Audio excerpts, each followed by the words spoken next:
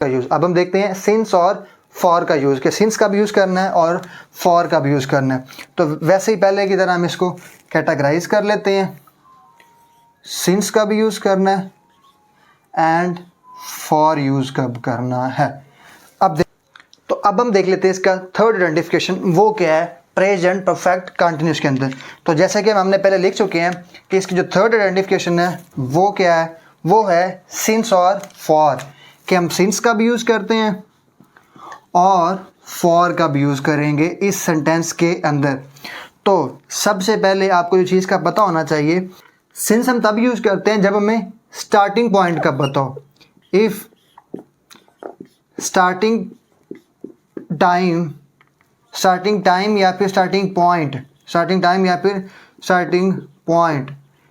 If starting point is known, जब हमें starting point का पता होगा तब हम सिंस यूज करेंगे। जब हम रेफर कर रहे होंगे किसी पॉइंट के साथ, जब हम पॉइंट आउट कर रहे होंगे, जब हम किसी चीज़ को पॉइंट आउट कर रहे होंगे किसी टाइम के साथ, तो वो हमारे पास कब यूज़ करेंगे, तब हम सिंस यूज़ करेंगे। जैसा कि हम एग्जांपल देख लेते हैं, डॉन न्यूज़पेपर है ना, पाकिस्तान का लीडिंग इंग्लिश न्यूज़पेपर है जो। तो जब हम वेबसाइट पर देखेंगे ना, तो वहाँ पर लिखा हुआ आएगा सिंस 1941। अब देखें सिंस 1941 का क्या मतलब हुआ कि ये जो अखबार है, ये जो न्यूज़पेपर है, ये 1941 में इस्टेब्लिश हुआ था, तब से ये बन रहा है और लोग इसको पढ़ रहे हैं और ये एक इंफॉर्मेशन दे रहा है हमें। तो ये प्रेजेंट परफेक्ट कंटिन्यूस के अंदर हम अब सिंस लगाया कि हमें पता चल गया कि इसका स्टार्टिंग पॉइंट कब है। इसका स्टार्टिंग पॉइंट है 1941, अभी तक चल रहा है तो क्योंकि कंटिन्यूस है। तो इसका हमें सिर्फ और सिर्फ स्टार्टिंग पॉइंट पता है, हम पॉइंट आउट कर रहे हैं 1941 के ऊपर, या कोई और चीज़ है। जैसा कि हमारे पास OIC है, ऑर्गेनाइजेशन ऑफ इस्लामिक कोऑपरेशन, तो ये कब बनी थी, ये बनी थी 1969 के अंदर। तो अब क्या लिखेंगे यहाँ पर, इसके साथ हम लिखेंगे हम सिंस 1969। और देख लें कोई चीज़, जैसा कि हमारे पास कोई और चीज़ है, पाकिस्तान टेलीविज़न है। पाकिस्तान टेलीविज़न कब बना था, वो बना था सिंस 1964 के अंदर। तो सिंस 1964 का मतलब क्या है कि इसने हमें बता दिया, सिंस ने बता दिया कि कोई चीज़ कब बनी थी, उसके साथ हमने टाइम लगा दिया। सिंस के बाद ये हमारे पास है टाइम कौन सा है, 1964, जिसके अंदर हमें पता हो किसी भी स्टार्टिंग पॉइंट का। जब हमें किसी स्टार्टिंग पॉइंट का पता हो, जब हम पॉइंट आउट कर रहे हो, रेफर कर रहे हो किसी पॉइंट ऑफ टाइम के साथ, तब हम लगाते हैं सिंस। तब हम क्या लगाते हैं, सिंस। जब हम जैसे सिंस मॉर्निंग है, सिंस सैटरडे है, सिंस हम लगा लेते हैं सिंस 1964 है। कभी भी जिसे हम स्टार्टिंग पॉइंट का हमें पता हो तो वो हम लगाएंगे सिंस। जिसके हमें लास्ट वाले पॉइंट का पता ना हो, आखिरी पॉइंट का, सिर्फ स्टार्टिंग पॉइंट का पता हो।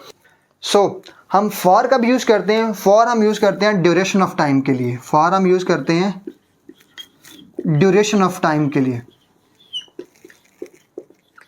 अब देखिए वो ड्यूरेशन कितना हो सकता है, 2 मंथ का हो सकता है, 2 मंथ्स हो सकते हैं, वो ड्यूरेशन 2 डेज़ का हो सकता है, वो ड्यूरेशन 2 साल का हो सकता है, वो ड्यूरेशन 2 आवर्स का हो सकता है। जब हम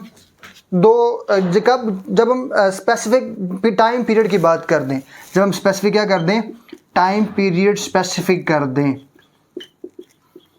जैसे कि हम कह सकते हैं they have been playing cricket for 2 hours.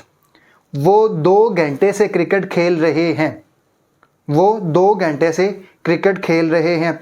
यहाँ पर हमें एग्जैक्ट तो नहीं पता चला कि टाइम कब से है, एग्जैक्ट स्टार्टिंग पॉइंट कब से है, कि वो 10 बजे से खेल रहे हैं, नहीं। हमने कहा ड्यूरेशन ऑफ टाइम बताया हमने कि वो 2 घंटे से खेल रहे हैं। अब वो 2 घंटे सुबह से भी हो सकते हैं, अभी के वाले भी हो सकते हैं। इसके अंदर हमें एग्जैक्ट स्टार्टिंग पॉइंट पता चल सकता है। हम कह सकते हैं they have been playing cricket since 10 o'clock, कि वो 10 बजे से खेल रहे हैं। जब हमने बात की 10 बजे से सिंस लगाया, तो इसका मतलब है कि वो 10 बजे उन्होंने खेलना शुरू किया है, स्टार्टिंग पॉइंट है, वो अभी तक खेल रहे हैं। लेकिन यहाँ पर हमने क्या किया, हमने कहा they have been playing cricket for 2 hours. वो 2 घंटे से क्रिकेट खेल रहे हैं। तो अब हमें पता चल गया कि उनका टाइम पीरियड क्या है या ड्यूरेशन ऑफ टाइम क्या है, वो 2 घंटे है। तो इस तरह हमें पता चल जाएगा कि हमने सिंस कब यूज़ करना है और फॉर यूज़ कब करना है। सिंस हमें यूज़ करना है किसी भी पॉइंट को रेफर करने के लिए, स्टार्टिंग पॉइंट के लिए, और फॉर यूज़ करना हमने ड्यूरेशन ऑफ टाइम के लिए, टाइम पीरियड के लिए, कि वो टाइम पीरियड कितना है, वो लंबा भी हो सकता है, छोटा भी हो सकता है। टाइम पीरियड जो उतना भी हो वो हम आगे डिफरेंट एग्जाम्पल्स में भी उसको देख लेंगे। तो ये था हमारे पास सिंस और फॉर का यूज़। और सिंस और हमने 3 पढ़ी आज, प्रेजेंट परफेक्ट कंटिन्यूस की आइडेंटिफिकेशन।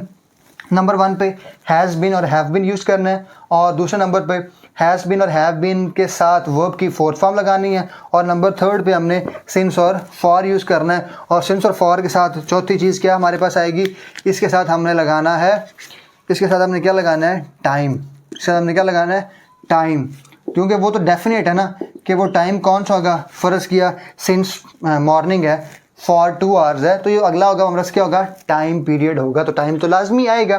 अब हम देख लेते हैं इसका स्ट्रक्चर। टेंस का जो हमारे पास स्ट्रक्चर है बेसिकली वो क्या है, और हम किस तरह टेंस को यूज़ कर सकते हैं डिफरेंट सेंटेंसेस बनाने के लिए, और ऐसे के अंदर या फर्दर किसी चीज़ों के अंदर समझने के लिए। कोई 1 पेपर है, कॉम्पिटिटिव एग्ज़ाम्स है, तो इसका पहले हम देख लेते हैं स्ट्रक्चर। तो मेरा ख्याल है कि इस लेक्चर का मैं यहीं पर ख़त्म करूँगा मैं, और इसी से आगे जो दूसरी वीडियो होगी उसी के अंदर मैं रख दूँगा इससे अगली जो सारी चीज़ें हैं, ताकि वो वीडियो लंबी ना हो सके। तो इसी से आगे हम शुरू करेंगे अगला लेक्चर, तो वो इसी के फॉर्म में अपलोड कर दूँगा।